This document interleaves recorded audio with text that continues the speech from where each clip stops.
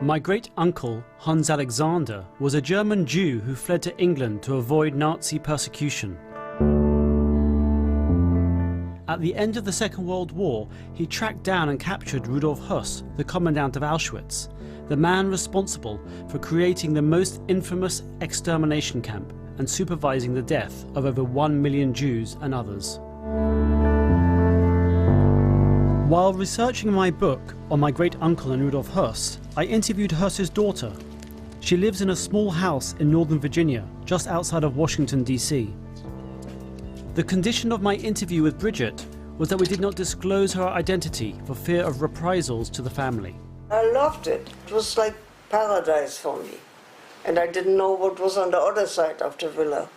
There were prisoners who worked in the house and in the garden, is that correct? Yeah. Mm-hmm. I just thought they come and help, you know, people have different clothes on. We didn't know they were prisoners. And they were always happy and wanted to play with us. From the age of 7 to 11, Bridget lived with her parents and 4 siblings in a villa right next to the Auschwitz camp. Bridget went on boat rides with her father, had picnics with her mother, and played in the sand while prisoners in striped pajamas walked behind. It was a normal childhood, only a few meters from misery and torment.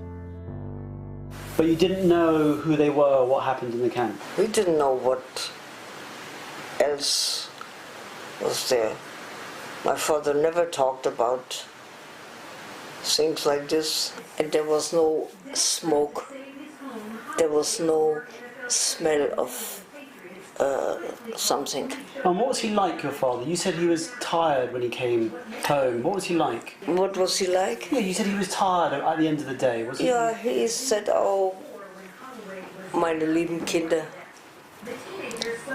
did you have a nice day? And so, and then he hugged us all, and then, you know, but seemed sometimes like he was not very happy. But I mean, he was nice, but I could see things maybe bothered him also.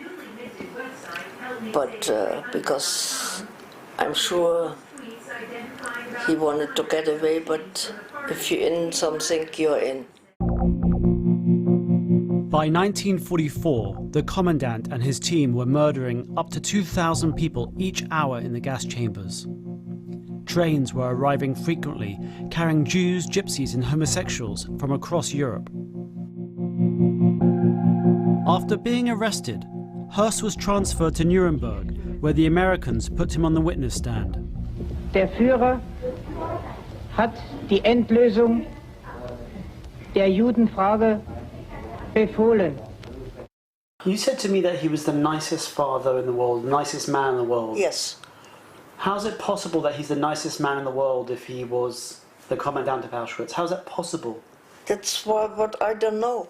There was not one flaw on him. Nothing what was mean or not nice. First I didn't believe it. I said, couldn't be. But now you believe it. Now you do believe that he was... Yes, I believe, but I don't believe he did it himself. Definitely not. There are Himmler and Adolf Hitler and God knows all these people who pushed, you know, like somebody is above you and says, look, you have to do this, this, this, this. I don't think it was his idea. I could not believe a man with so warmed at home could do something. I believe bad things happen there. Terrible things. Not just bad, terrible things. Over 1 million people were murdered. Yeah. But you do believe that he created the camp Auschwitz and he ran the camp where so many... He managed it, but I think he didn't start it with it. Yeah, he did start with it. He created it. He absolutely created it. Who told him to do this? Himmler. Himmler told him to do it. And he built the camp, and over 1 million Jews were murdered in your father's gas chambers.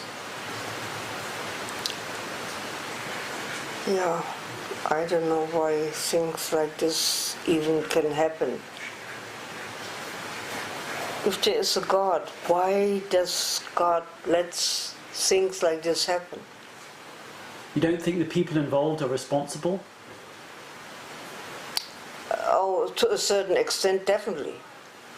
But I think there was nothing else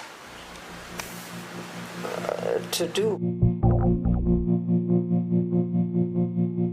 Rudolf Höss was tried in Poland and, in April 1947, hung on a gallows next to the old Auschwitz crematorium. From that point forward, the Höss family had to reinvent themselves.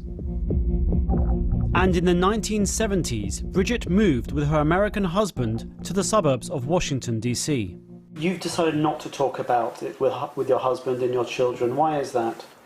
I don't know, I just didn't feel to.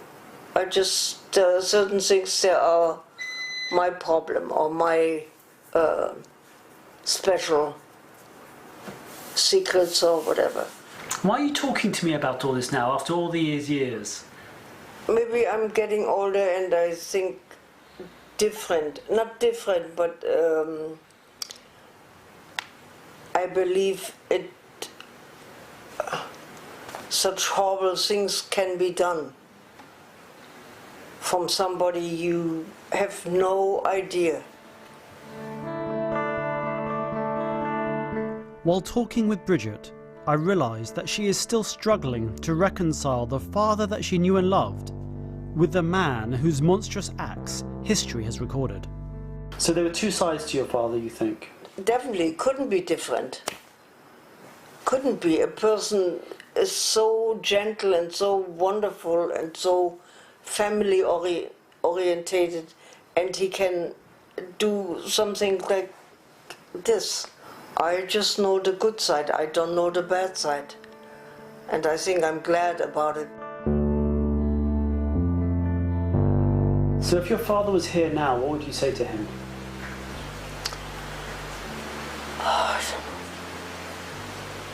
Why? You know, so many questions and no answers. Now,